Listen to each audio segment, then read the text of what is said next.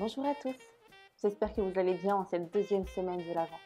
Je suis ravie de vous retrouver aujourd'hui pour un nouvel épisode du livre En attendant ce foutu Noël de Jérémy Kamaski, cet anti-calendrier de l'Avent. Si cette vidéo vous plaît, n'hésitez pas à la liker, à la commenter et à la partager. Et surtout, n'hésitez pas à vous abonner pour retrouver facilement les prochaines. Belle écoute. 12 décembre, la grève des lutins.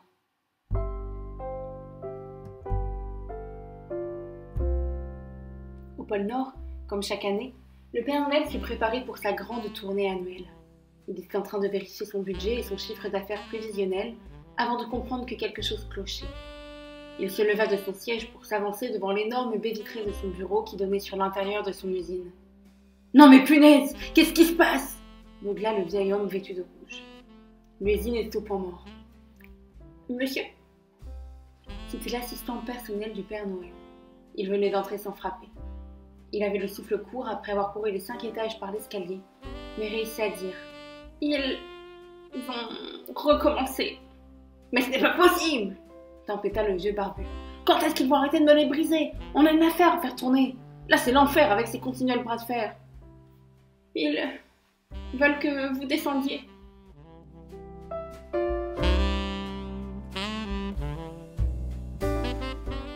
Les deux descendirent et se retrouvèrent face à un groupe de lutins en grève. Le gros personnage au chapeau rouge usa de sa bonhomie légendaire. « Oh oh oh, mes chers lutins, que vous arrive-t-il donc ?» dit-il sur un ton hypocrite. Un lutin se dégagea du groupe. Sans doute le chef des grévistes gueula « Nous sommes en colère !»« Ouais !» À la fin de toutes ces phrases, les grévistes crièrent « Ouais !»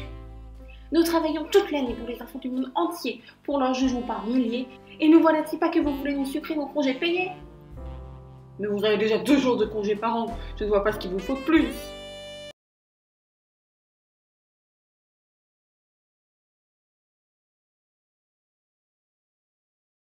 On veut des amis et du plaisir.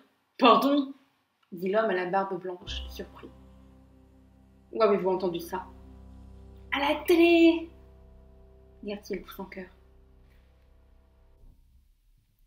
Je devrais vous l'enlever. Et vous voulez vous enlever notre liberté de penser aussi? Fasciste. Non, je n'ai pas dit ça. Vous nous exploitez. Nous sommes le prolétariat de Noël. Sans nous, nous sommes utiles au monde. Nous faisons partie d'un service public. Sans nous, il n'y aurait pas de fête de fin d'année. Et nous le disons avec toute notre conviction, vous n'êtes pas essentiel dans la chaîne de production. Comment? Oui, vous croyez tirer les ficelles, mais nous sommes les plus utiles. Nous connaissons notre métier. On peut travailler sans vous sur notre dos. Vous êtes inutiles. Mais je donne les directives. Vous ne donnez rien du tout. Je suis un leader. Nous n'avons pas besoin de chef. Nous pouvons nous autogérer. Les chefs sont des bergers pour les moutons.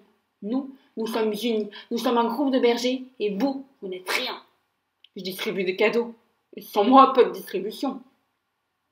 Le chef des lutins en grève était surpris par cette annonce qu'il n'avait manifestement pas envisagée. Il se retourna vers son groupe pour chuchoter quelque chose. Le barbu ventripotent avait du mal à dissimuler un sourire. « Ok, » dit le chef des lutins. « Vous êtes le distributeur et vous pouvez le rester, mais nous en 50-50 sur les bénéfices. »« Pardon ?» L'homme en rouge semblait s'étouffer dans sa barbe. « Nous n'avons qu'1% des bénéfices, alors que nous sommes les plus nombreux et les plus utiles à la chaîne de production. »« Vous n'êtes pas sérieux. 1% c'est amplement suffisant. Vos salaires sont mes plus gros coûts de production. » 60% pour vous et 40% pour nous, alors? Bien sûr que nous, c'est non négociable. 75% pour vous, 30% pour nous? Mais vous savez compter? Vous vous moquez de nous car on n'a pas votre instruction. Nous savons compter. Vous avez des millions alors que nous sommes des millions à n'avoir rien. Vous avez des maisons dans les endroits les plus beaux du monde et nous vivons dans les cages d'une usine qui sent le sapin. Vous habitez à l'endroit du lieu de production pour éviter le coût des transports. Vous avez ouvert un bar dont vous êtes le propriétaire. Certains dépensent tout leur salaire dans l'alcool d'aurore boréale que vous faites vous-même produire. Tout l'argent vous revient. Je suis un businessman. Vous êtes un beau saligo, oui. Le vieux vêtu de rouge s'agaçait de la situation qui devenait pesante. Que voulez-vous en plus des amis et du plaisir? Une assurance sociale. L'homme à la barbe blanche manqua de s'évanouir. Quoi? C'est la meilleure. Certains tombent malades à cause des conditions de travail éreintantes. Nous travaillons 30 heures par jour pour 3 heures de sommeil. À votre avis, pourquoi sommes-nous si petits? Nous sommes mal nourris, nous dormons peu, et les hormones du sommeil qui font grandir ne sont pas activées. Comment savez-vous ça? L'école publique des lutins. Faudra que je pense à la fermer, dit le Père Noël dans sa barbe. L'instruction, ça les rend dingues. Pardon? Qu'avez-vous dit? Rien. Le travail doit être fait par des jeunes adultes. Regardez ce pio lutin à la mine d'Icofite. Il est trop jeune pour aller travailler dans les mines de neige. Il est maigrelet et a des cernes tellement lourdes qu'elles lui font tomber le sourire. Mais vous rigolez? C'est notre meilleur lutin chez les enfants. Il emballe 43 cadeaux à la minute. Non, les enfants ne doivent pas travailler. On l'a vu à la télé. Oh, cette satanée télé, va falloir la débrancher. Comment ça? La révolte ne gronde-t-elle pas assez? Et vous voulez nous enlever la télé? Bon, j'en ai marre. Vous êtes des péquenots aux oreilles pointues. Vous êtes moches, méchants et sales. Vous ne comprenez ni le sens de propreté, ni le sens de... Ah, je l'ai sur le bout de la langue. Nous voyons enfin le vrai visage du Père Noël. Oh, arrêtez, j'ai le droit de vie et de mort sur vous. Oui, et ce n'est pas normal, tout comme le droit de cuissage. Quoi? Vous n'avez pas à prendre nos routines à la seconde où nous nous marions, ce n'est pas normal. Mais ça a toujours existé, c'est la tradition. Qu'importe la tradition, nous, on veut le progrès. Le progrès pour le progrès ne sert à rien.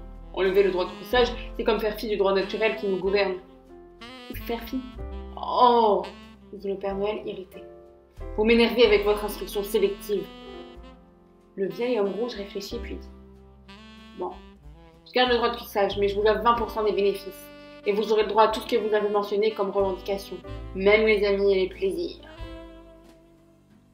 Enhardi par cette victoire collective, un lutin anonyme sortit de la foule, leva la main et s'hasarda à dire de sa voix fluette. On veut les 35 heures par semaine. Le Père Noël avait soudain le regard si noir que le lutin baissa le bras pour se cacher au milieu de ses semblables. Ce soir-là, il y eut une grande fête, tout le monde était content. La musique était joyeuse et l'alcool d'aurore boréale coulait à flot. Le Père Noël faisait partie des festivités, assis sur son siège géant fait en bois de chêne, entouré de lutines. Les lutins étaient contents. Quelques jours plus tard, le Père Noël était fin prêt pour faire sa livraison de cadeaux, quand son assistant personnel l'informa, le souffle court, après avoir couru dans les escaliers, que les reines faisaient grève. « Mais oh, ils font quoi? Ils vont m'énerver longtemps. Ils veulent quoi? » Ben, comme les autres, des amis et du plaisir.